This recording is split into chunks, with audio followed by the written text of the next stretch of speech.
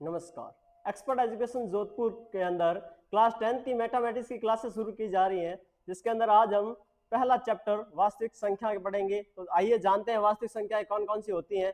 वास्तविक संख्याओं को जानने के लिए हम संख्या चार्ट बनाते हैं।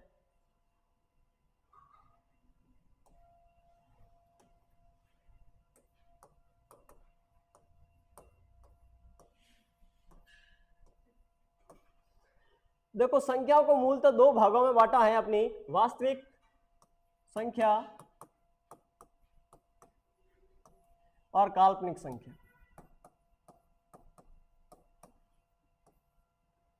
वास्तविक संख्याओं के अंदर अंतर्गत आने वाली संख्याएं परिमेय संख्या और अपरिमेय संख्या।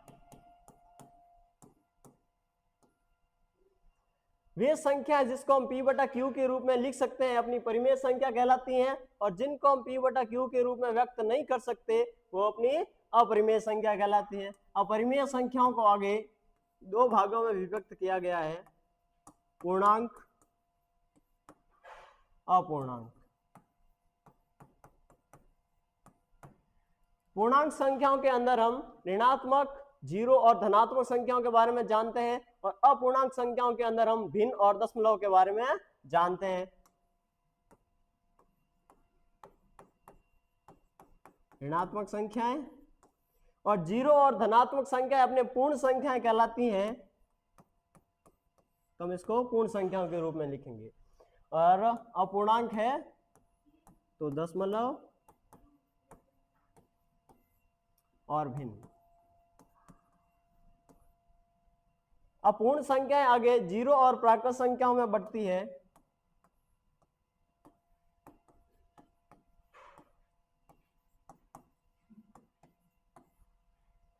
अब प्राकृत संख्याओं को आगे उसके उपयोग के हिसाब से अलग अलग संख्याओं में बांटा गया है, जैसे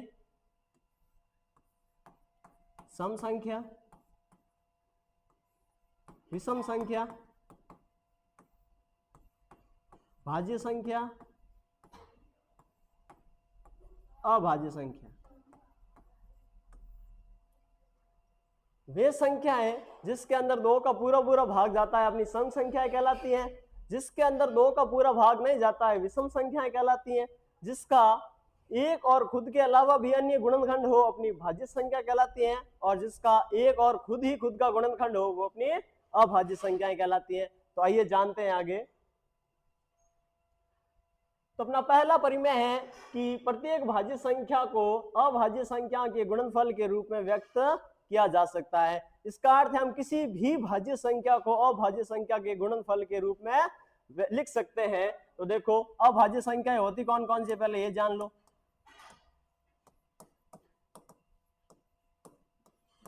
तो अपनी सबसे छोटी अभाज्य संख्या है 2, फिर 3, 5, 7, 11, 13, 17, 19, 23 और 29। 1 से 30 तक की संख्याओं के बीच में ये अपनी अभाज्य संख्याएं हैं। अब देखो, हम कोई भी एक भाज्य संख्या का एग्जांपल लेते हैं, जैसे मैंने ले लिया 24। अब 24 को हम अभाज्य संख्याओं के रूप में व्यक्त कर सकते हैं, तो इसका गुणनखंड करते हैं। सबसे छोटी वाली संख्या से शुरुआत करते हैं, तो सबसे छोटी वाली संख्या अपनी 2 है, फिर 2 का भाग जा रहा है तो आया 6, फिर 2 का भाग जा रहा है तो 3। अब देखो, 2 का भाग नहीं जा रहा है तो आगे वाली संख्या को जांचते हैं, तो 3 का जा रहा है तो 3 और 1। जब यहाँ 1 आ जाए तो अपने को ये रुक जाना है। तो देखो, इसको अभाज्य गुणनखंड क्या क्या हो गए अपने, 2 गुणा 2 गुणा 2 गुणा 3 हो गए। अगर हम इसको घात के रूप में व्यक्त करें तो 2 की घात 3 गुणा 3 की घात 1 हो जाता है। तो इस तरह हम किसी भी भाज्य संख्या को अभाज्य संख्या के रूप में व्यक्त कर सकते हैं। आगे का एग्जांपल देखते हैं। आगे है अपना की संख्या 4 की घात n पर विचार कीजिए, जहां n एक प्राकृत संख्या है। जांच कीजिए कि क्या n का कोई ऐसा मान है जिसके लिए 4 की घात n 0 पर समाप्त हो सके। यानी n के कोई ऐसा मान निकालना है, अगर वो मान है तो अपने को ज्ञात करना है कि n के उस मान पर क्या 4 की घात n का मान 0 पे समाप्त होगा या नहीं। तो देखो, सबसे पहले तो इसका गुणनखंड कर लेते हैं अपन। तो 2 गुणा 2 और ऊपर घात n है,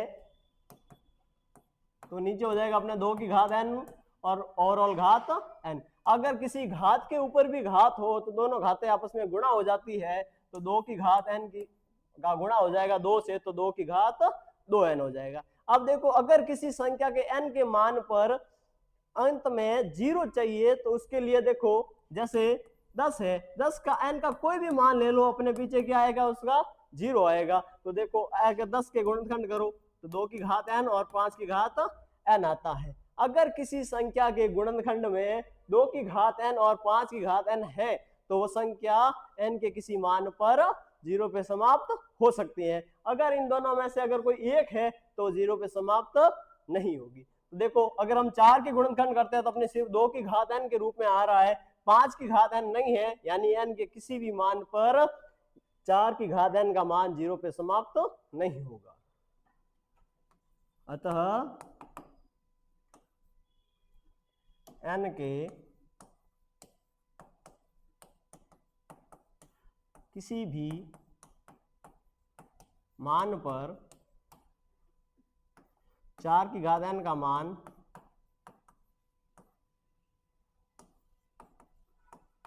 0 पर समाप्त नहीं होगा। अब कारण, तो कारण यही है कि उसके गुणनखंड में 5 की घात n नहीं है, क्योंकि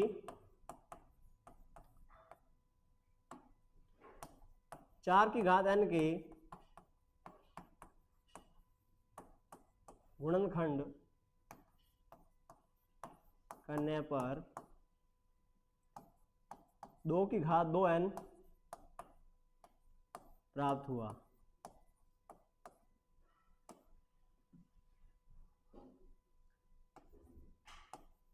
n के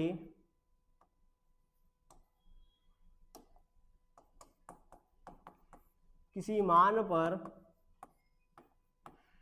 4n का मान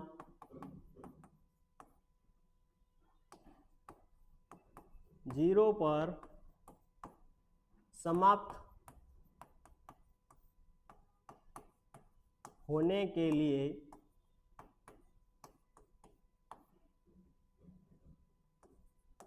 उसके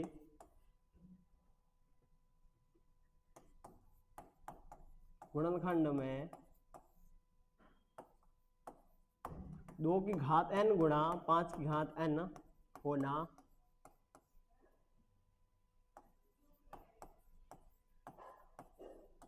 आवश्यक है। तो इस तरह अपना ये स्पष्ट होता है कि जो n के किसी भी मान पर 4 की घात n का मान 0 पे समाप्त नहीं होगा। अगला अपना प्रश्न है कि संख्याओं 6 और 20 का अभाज्य गुणनखंड विधि से एचसीएफ और एलसीएम निकालना है। तो देखो, सबसे पहले जान लेते हैं एचसीएफ और एलसीएम होता क्या है। एचसीएफ का मतलब होता है highest common factor, highest common factor, यानी ऐसी कोई संख्या जिसका दी गई संख्याओं के अंदर भाग जाए। जैसे एग्जांपल के लिए मैं ले लूं 8 और 6। 8 का अभाज्य गुणनखंड करते हैं तो 2 गुणा 2 गुणा 2 आता है, और 6 का अभाज्य गुणनखंड करने पर 2 गुणा 3 आता है। अगर इसका एचसीएफ निकालना है तो देखो, इनमें जो कॉमन आ रहा है, अपना कॉमन फैक्टर है, वो लेना है अपने को 2। अब देखो, 2 एक ऐसी संख्या हो गई जिसका 6 और 8 के अंदर पूरा पूरा भाग जाएगा। अब एलसीएम के बारे में देखते हैं। एलसीएम का मतलब होता है लोवेस्ट कॉमन मल्टीपल, यानी कि दी गई संख्या का सबसे छोटा उभयनिष्ठ गुणज। एग्जाम्पल के लिए मैं ले लूं 12 और 8। 12 के अगर मैं गुणज निकालूं, 12, 24, 36, 48, 60 और 100 होगा। और अगर 8 के गुणज हैं तो 8, 16, 24, 32, 40, 48 और आगे 100। अब देखो इसके अंदर पहले तो देखना अपने को कॉमन मल्टीपल, तो कॉमन मल्टीपल आ रहा है एक तो 24 और एक आ रहा है 48। अब इसका एलसीएम निकालना है तो लोवेस्ट कॉमन मल्टीपल देखना है, यानी इन दोनों में जो छोटा होगा, यानी 24 अपना छोटा है तो इनका एलसीएम क्या हो जाएगा 24। तो अपन ने जाना कि एचसीएफ और एचसीएम क्या होता है। अब देखो अपने क्वेश्चन की तरफ बढ़ते हैं वापस। तो 6 और 20 का सबसे पहले अभाज्य गुणनखंड करेंगे, 2 गुणा 3 आएगा और इसका आ जाएगा 2 गुणा 2 गुणा 5। अब देखो इसके अंदर जो कॉमन आ रहा है, 2 कॉमन आ रहा है तो एचसीएफ क्या हो गया 2 एलसीएम। कॉमन को तो एक बार ही लिखना है और बाकी वाली संख्याओं को वापस उसी तरह लिखना है। तो क्या हो जाएगा 5 तिया 15 और 15 दूनी 30 और 30 दूनी 60। तो एचसीएफ हो गया अपना 2 और एलसीएम हो गया 60। अगले क्वेश्चन की तरफ बढ़ते हैं। अगला क्वेश्चन है कि 96 और 404 का अभाज्य गुणनखंड विधि से एचसीएफ और एलसीएम निकालना है। तो दोनों का अभाज्य गुणनखंड करते हैं।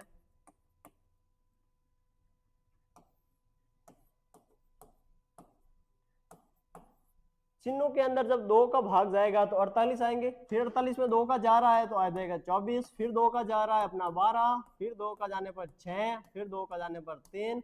अब देखो 2 का नहीं जा रहा तो 3 का जा रहा है, फिर आ गया 3। तो इसके गुणनखंड क्या आ गए अपने, इसके आगे 2 गुणा 2 गुणा 2 गुणा 2 और गुणा में 2 इंटू 3। 404 का करते हैं। 2 का जा रहा है, फिर 2 का जा रहा है, 101 आ गया। और 101 खुद एक अभाज्य संख्या है तो 101 के अंदर 101 का ही जाएगा। 2 गुणा 2 गुणा 101। अब देखो अपने को देखना है कॉमन, 2 भी यहाँ कॉमन आ रहा है और यहाँ पे 2 कॉमन आ रहा है। दोनों को वापस मल्टीप्लाई में लिख लेंगे, 2 गुणा 2, यानी इसका एचसीएफ अपने क्या आ गया 4 आ गया। अगर यही चीज ऐसे मल्टीप्लाई में दा देगा, अगर पावर के रूप में दी हो यानी घात के रूप में दी हो ऐसे, तो देखो अपने 2 कॉमन आ रहा है। इसके अंदर अपने को देखना छोटी वाली घात, जो छोटी वाली यहाँ घात 5 है, यहाँ 2 घात है, यानी अपनी 2 छोटी वाली घात हो गई, यानी कि 2 की घात 2 यानी कि 4 हो गया। ठीक है। अब देखो एलसीएम निकालने के 2 तरीके होते हैं अपने पास। एक तो सीधा कि जो कॉमन आ रहा है उसको छोड़ के जो पीछे है उन सबको मल्टीप्लाई कर लो, यानी कि यहाँ पे इसकी पावर बड़ी वाली है कॉमन आ रही है और गुणा 3 गुणा 101। इसको करोगे डायरेक्ट तो 2 की घात 5 गुणा 3 हो जाएगा 96 इंटू 101 और 96 इंटू 101 को मल्टीप्लाई कराते हैं हम तो 9796 आता है।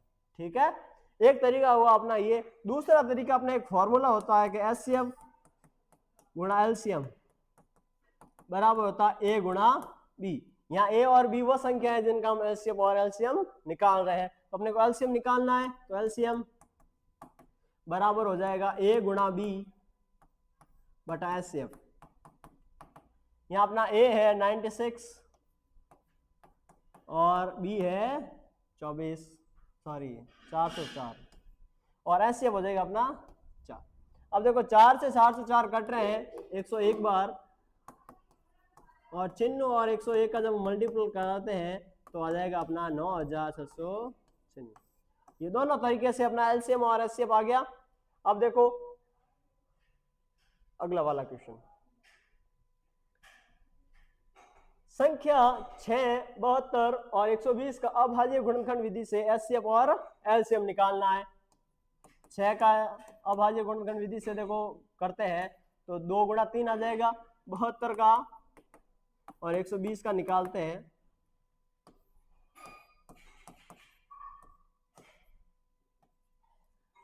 दो से करोगे 36, फिर 2 से करने पर 18, फिर 2 का जाएगा भाग 9, अब 3 का जा रहा है 3 और 3 और 1। यानी 2 गुणा 2 गुणा 2 गुणा 3 गुणा 3। अब 120 का करते हैं अभाज्य गुणनखंड।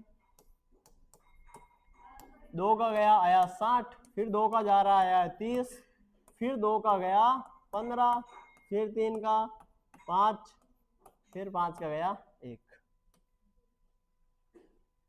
यानी कि 2 गुणा 2 गुणा 2 गुणा 3 गुणा 5। अब देखो इसके अंदर जो कॉमन आ रहा है, तो कॉमन अपना एक तो यहाँ 2 आ रहा है और एक 3 कॉमन आ रहा है, तो ऐसे क्या हो जाएगा इसका, ऐसे हो जाएगा 2 गुणा 3 यानी कि 6। अब एलसीएम हो जाएगा अपने, देखो दोनों विधि है तो दोनों तरीके से कर सकते हैं, लेकिन अपन यहाँ सीधे तरीके से ही करते हैं अपने। तो कॉमन आ गया 2 और फिर 2 गुणा 2 गुणा 2 गुणा 2।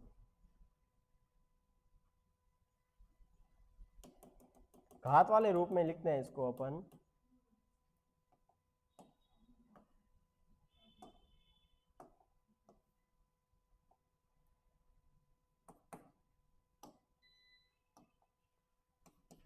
तो इसकी घात आ जाएगी 2 की घात 1 और 3 की घात 1, यहाँ हो जाएगा 2 की घात 3 गुणा 3 की घात 2 और यहाँ पे 2 की घात 3 गुणा 3 की घात 1 और 5 की घात 1। अब देखो कॉमन आ रहा है अपना 2 और 2 की सबसे बड़ी पावर 3 है गुणा 3 की सबसे बड़ी पावर 2 है और ये आ जाएगा गुणा में 5। अब देखो 3 की 2 की घात 3 हो गया 8, 3 की घात 2 हो गया 9 और गुणा में आ गया 5। 9 8 72 और 72 पंजे 360, ये हो गया अपना। अब देखो अपने पिछले के वाले क्वेश्चन के अंदर यहाँ पे 101 से मल्टीप्लाई कराया था सिन्नू को, तो डायरेक्ट 9700 सिन्नू लिख लिया था। तो इस वाले में देखो अपने यहाँ एक ट्रिक देखते हैं, 101 से गुणा की और 102 से गुणा की। तो देखो अगर किसी भी दो अंकों की संख्या को अगर 101 से गुणा करवाते हैं, जैसे मैं ले रहा हूं यहाँ 24 को अगर मैं 101 से गुणा करवा रहा हूं तो मैं 24 को ही 24 के पीछे लिख लूंगा और ये अपना आंसर हो जाएगा। ठीक है, अगर मैं यहाँ ले रहा हूं 48 तो मैं 48 को ही 48 के पीछे लिख लूंगा और ये अपना आंसर हो गया। ऐसे ही अगर किसी भी 2 डिजिट के नंबर को 101 से गुणा करवाते हैं तो उसी नंबर को रिपीट करके लिख लो और अपना आंसर हो जाएगा। और अगर 102 से गुणा करवा रहे हो तो वही संख्या ले रहा हूं मैं 24 और 48 गुणा 102 और यहाँ पे भी गुणा 102। जब 102 से गुणा करवा रहे हो तो पहली वाली संख्या को तो वापस लिख लो और इसी संख्या का दुगना करके इसके पीछे लिख लो। तो 24 का दुगना 48 ये हो गया और यहाँ 48 लिखो, 48 का दुगना 96 यानी 96, ये इसके पीछे। तो ये अपने ट्रिक है 101 और 102 के किसी भी दो अंकों की संख्या से गुणा कराने की।